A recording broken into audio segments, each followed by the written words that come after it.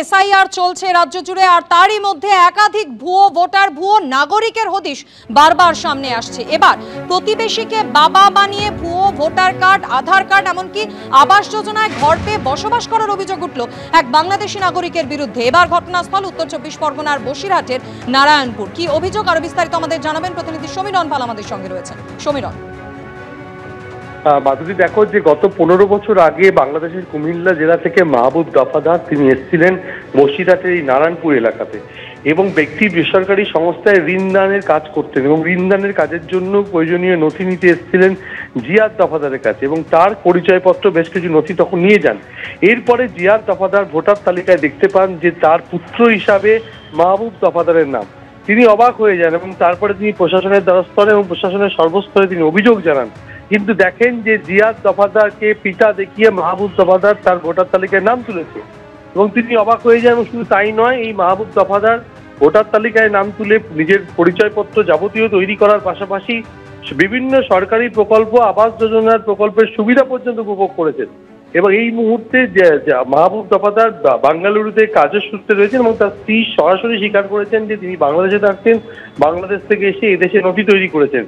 জিয়াদ দফাদার প্রশাসনের সব স্তরে অভিযোগ জানিয়েও কোনো যখন ফল পাননি, গতকাল তিনি বসিরহাট সাংগঠনিক জেলা বিজেপির সভাপতি সুকল্যাণ বৈদ্যর দ্বারস্থ এবং তাকে লিখিতভাবে জানান যে তার সমস্ত পরিচয় পত্র নিয়ে গিয়ে তাকে না জানিয়ে তাকে পিতা দেখিয়ে ভোটার তালিকায় নাম তুলেছে মাহবুব দফাদার। এবং এই নিয়ে তিনি অভিযোগ জানিয়েছেন, যদি এ ব্যাপারে এখনো পর্যন্ত প্রশাসনের কোনো প্রতিক্রিয়া পাওয়া যায়নি। উত্তর 24 পরগনার যে ভারত বাংলাদেশ সীমান্তবর্তী এলাকা আছে সেখানে দেখা যাচ্ছে জায়গায় জায়গায় এসআইআর শুরু হওয়ার আগে এবং এসআইআর চলাকালীন বিভিন্ন রকম অভিযোগ উঠছে যে বাংলাদেশিরা এদেশে এসে বসবাস করছেন, এখানকার নাগরিককে পিতা, কোথাও পিতার পরিচয় দিয়ে, এমনকি বাড়ির মালিককে পিতার পরিচয় দিয়ে ভোটার তালিকায় নিজেদের নাম তুলছেন এবং এদেশের নাগরিকত্ব নিয়ে নিচ্ছেন।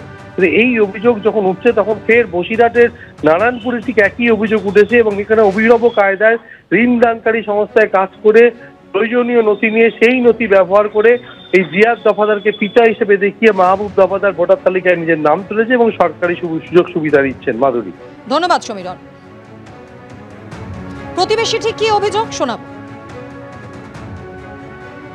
বাংলাদেশি এক ছেলে আমাকে বাবা সাজাইয়েছে, বাবা সাজাবার পরে ঠিক টাইমে আমি দেখছি আমার ছেলেও মাহবুব দফাদার ছেলে। আমি যখন বিডিওর অফিসে আসি, থানায় যাই, সব জায়গায় গিয়েছি, 2-3 বার করে আমি গিয়েছি, আমাকে কেউ পাত্তা দেয়নি। বিদায় হোক, বাংলাদেশে হোক, ও তো একটা উগ্রপন্থীও হতে পারে। আমি কেন ওকে ছেলে বানাবো না? আমি জানতাম না, আমার পরিবার দিয়েছে বন্ধনে টাকা নেবে বলে। বিভিন্ন সরকারি প্রকল্পের সাহায্যও পায়। হ্যাঁ, সব কিছু ওর পার্টির তরফের থেকে করেছে।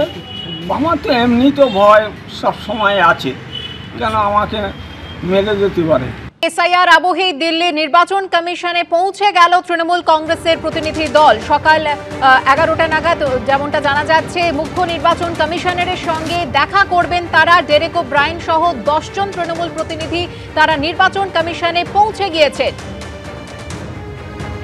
সেই ছবি আপনাদের সামনে রেখেছি। আমাদের প্রতিনিধি বিজেন্দ্র সিংহ রয়েছেন আমাদের সঙ্গে। বিজেন্দ্র, দেখো, এই মুহূর্তে টিএমসি যে ডেলিগেশন রয়েছে সাংসদদের, তারা নির্বাচন সদনে পৌঁছে গেছেন। 11টা থেকে তাদের অ্যাপয়েন্টমেন্ট রয়েছে, কিন্তু তারা 10:40-এর পরেই দেখলাম ইলেকশন কমিশনে তারা এসে গেছিলেন এক এক করে সাংসদরা, যার মধ্যে ডেরেক ওব্রায়েন, কল্যাণ বন্দ্যোপাধ্যায়, দোলা সেন, মমতাওয়ালা ঠাকুর এবং শতাব্দীরা একটু আগেই এসে গেছিলেন। দোলা সেন রয়েছেন, কল্যাণ ব্যানার্জি রয়েছেন এবং এই সাংসদরা যারা যে 10টি নাম পাঠানো হয়েছিল টিএমসি তরফ থেকে তারা সবাই এসছেন এবং তারা এই মুহূর্তে ওয়েটিং রুমে রয়েছেন। কিছুক্ষণের মধ্যে তাদের সাক্ষাৎ স্টার্ট হবে চিফ ইলেকশন কমিশনার এবং বাকি 2 ইলেকশন কমিশনের সঙ্গে। তাদের হাতে আমি দেখলাম তাদের স্মারকলিপি ছিল, কয়েকটা চিঠি ছিল খুব সম্ভবত, যে চিঠিগুলো আগে মমতা বন্দ্যোপাধ্যায় লিখেছেন চিফ ইলেকশন কমিশনারকে, সেটার কপি তারা নিয়ে এসেছেন এবং তার সঙ্গে তাদের যে দাবিগুলো রয়েছে, বিশেষ করে এসআইআরকে নিয়ে পশ্চিমবঙ্গে যে হচ্ছে সেটাতে যে আপত্তি করছে টিএমসি, তাদের যে কিছু প্রশ্ন রয়েছে সেসব নিয়ে টিএমসির প্রতিনিধি দল এসছে। আর কিছুক্ষণের মধ্যে তাদের চিফ ইলেকশন কমিশনারের সঙ্গে সাক্ষাৎ হবে এবং তারপর তারা বাইরে এসে সংবাদ মাধ্যমের সঙ্গে কথা বলবেন। তাদের যে অভিযোগগুলো রয়েছে, তাদের যে দাবিগুলো রয়েছে সেটা কিভাবে জবাব দিচ্ছে ইলেকশন কমিশন, কতটা সন্তুষ্ট হচ্ছে নির্বাচন সদনের জবাবে টিএমসির প্রতিনিধি দল, সেটা জানা যাবে মিটিং এর পর। খুব সম্ভবত মিটিং 8 ঘন্টা থেকে বেশিও চলতে পারে। একেবারে বিজেন্দ্র, তুমি আমাদের সঙ্গে থাকো। এই মুহূর্তে যে ছবি আপনাদের সামনে রেখেছি, দিল্লির নির্বাচন কমিশনে পৌঁছে গেলেন তৃণমূল কংগ্রেসের প্রতিনিধি দল। ডেরেক ওব্রায়েনকে দেখতে পাচ্ছেন আপনারা।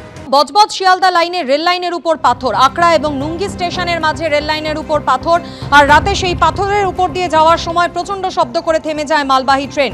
লাইনের উপর দিয়ে যাওয়ার সময় অস্বাভাবিকভাবে কেঁপে ওঠে ট্রেনটি, যার ফলে ট্রেন থামিয়ে দেন চালক এবং গার্ড। পরে ওই রুটে যাত্রীবাহী ট্রেন পরিষেবা প্রায় আধ ঘন্টা ব্যাহত হয়। রেল বিভাগের তরফ থেকে আশ্বাস দেওয়া হয়েছে দোষীদের বিরুদ্ধে কড়া ব্যবস্থা নেওয়া হবে। এবিপি আনন্দ, এগিয়ে থাকে, এগিয়ে রাখে।